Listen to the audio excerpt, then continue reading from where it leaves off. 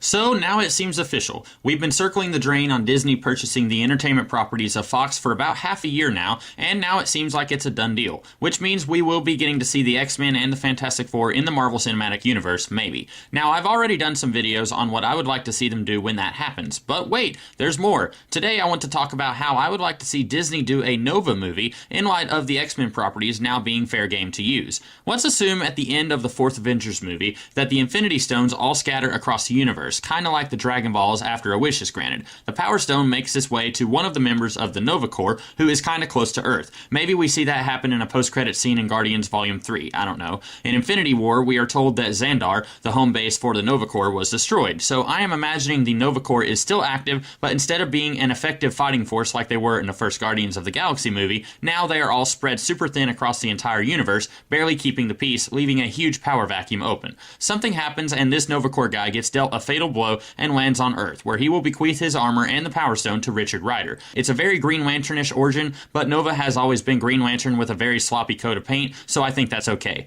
Now, in the first Guardians film, we are told that the Infinity Stones cannot be wielded by non-god beings. Star-Lord is half-god, and holding the Power Stone nearly burned him out. So in order to account for Nova having superpowers like he does in the comics, even though the Nova Corps did not really have any powers in the Guardians of the Galaxy movie, let's say that this Nova Corps guy got the Power Stone and had some weird super science technology that allows him to channel the stone's power without it actually hurting him. And now Richard Rider, calling himself Nova, has the stone. With Nova's origin now established, we can eventually get him out into space to expand and explore the cosmic side of the Marvel Cinematic Universe. I would want to introduce the Shi'ar Empire in the Nova movies instead of the X-Men movies, as I think it would take a little while to get the X-Men off-world to get involved in all of that. Plus, Nova doesn't really have that many good villains of his own, so giving him the Shi'ar to deal with works for him also. So in the Guardians movies, we haven't seen much evidence that anything like the Shi'ar Empire even exists. We see the seedy underbelly of space most of the time, and we see cosmic police officers, but they don't answer to the Space Bird royal family. So here's how we introduce the Shi'ar Empire.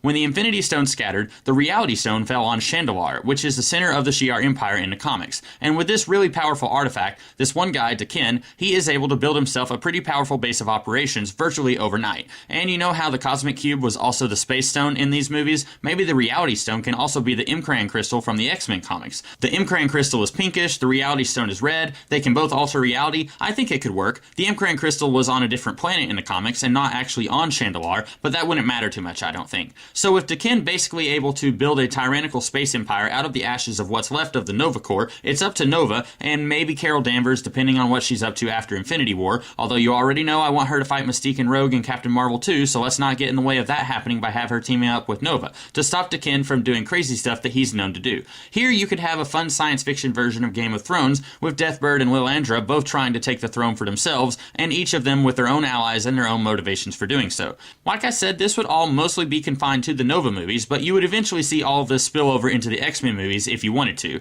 And that's how I would like to see Nova happen. Like I said, it's a little Green Lantern-y, but with so much established stuff in this world already, I think we could maybe make it just different enough from the Green Lantern film that it could work. Maybe. And yeah, it's a little bare bones in terms of plot, especially if the Game of Thrones stuff would take multiple movies. But that's what the screenwriters are for, am I right? Anyway, I may have more stuff I'd like to see in the MCU in future videos, but that's all for now. So in the meantime, you guys have a rockin' day. Catch you later.